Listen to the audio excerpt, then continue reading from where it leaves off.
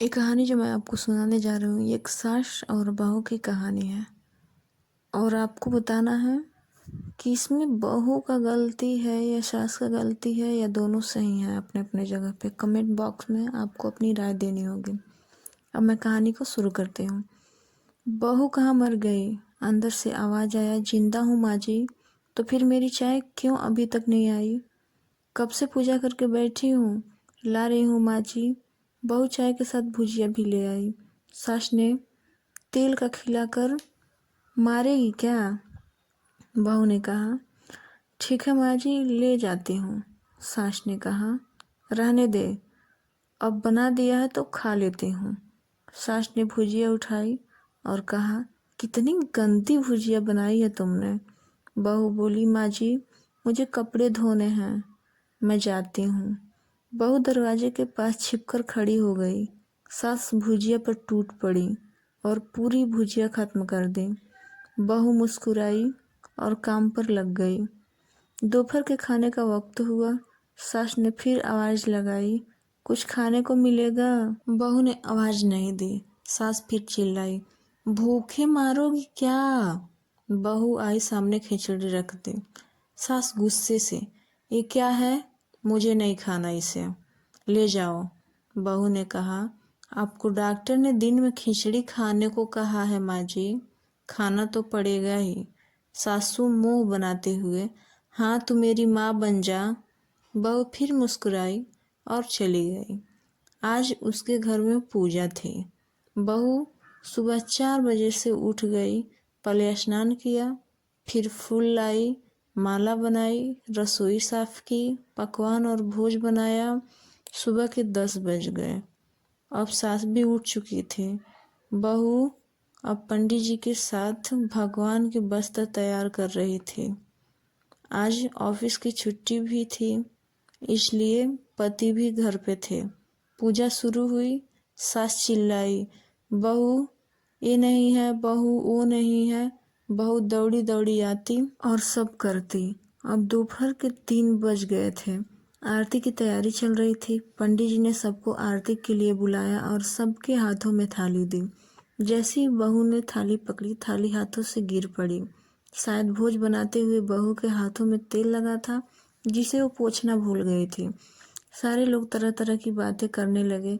कैसी बहू है, कुछ नहीं आता, एक काम भी ठीक से नहीं कर सकती, ना जाने कैसी बहू उठा लाए, एक आरती की थाली भी संभाल नहीं सकी। इसके पति भी गुस्से हो गए, पर सास चुप रही, कुछ नहीं कहा, बस यही बोल के छोड़ दिया, सीख रही है, सब सीख जाएगी। धीरे धीरे अब सबको खाना परोसा जाने लगा। बहू दौड़ दौड़ के खाना देती, फिर पानी लाती। करीब 70-80 लोग हो गए थे।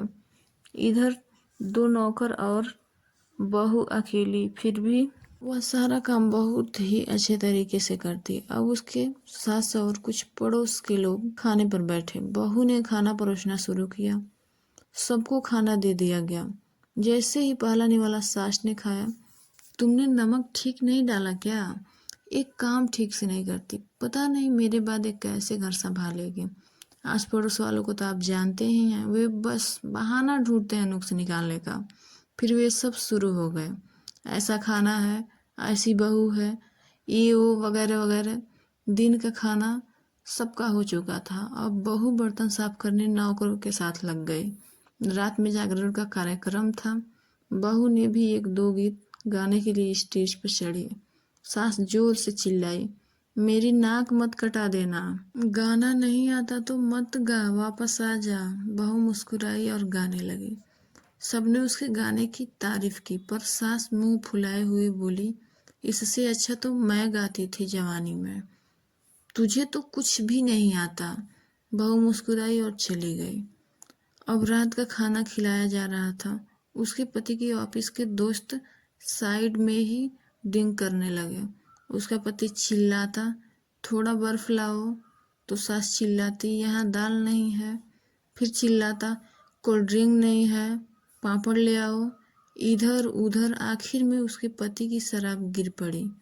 उसके एक दोस्त पर और बोतल टूट गई। पति गुस्से में 2 झापड़ अपनी पत्नी को लगाते हुए कहता है, जाहिल कहीं की, देख कर नहीं चल सकती, तुझे इतना भी काम सही से नहीं आता। सारे लोग देखने लगे। उसकी पत्नी रोते हुए कमरे की तरफ दौड़ी। फिर उसके दोस्त ने कहा, क्या यार, पूरा मूड खराब कर दिया। यहाँ नहीं बुलाया होता, हम कहीं और पार्टी कर लेते। कैसी अनपढ़ गंवार बीवी ला रखी है तूने। उसे तो मेहमानों की इज्जत और काम करना तक नहीं आता। तुमने तो हमारी बेइज्जती कर दी। अब आस पड़ोस की औरतें को और बहाना मिल गया था। वे कहने लगी, देखो क्या कर दिया तुम्हारी बहू ने, किसी काम की नहीं है। मैं तो कहती हूँ अपने बेटी की दूसरी शादी करा दो, छुटकारा पाओ इस गंवार से। सास उठी और अपने बेटे के पास जाकर उसे थप्पड़ मारा और कहा, अरे नालायक, तुमने मेरी बहू को मारा, तेरी हिम्मत कैसी हुई, तेरी टांग तोड़ दूंगे। उसके बेटे के दोस्त कुछ कहने ही वाले थे कि उसकी माँ ने घूरते हुए कहा, चुप, बिल्कुल चुप। यहाँ दारू पीने आए हो, जबकि पता है आज पूजा है और तुम्हें पार्टी करनी है। कैसे संस्कार दिए हैं तुम्हारे माता पिता ने।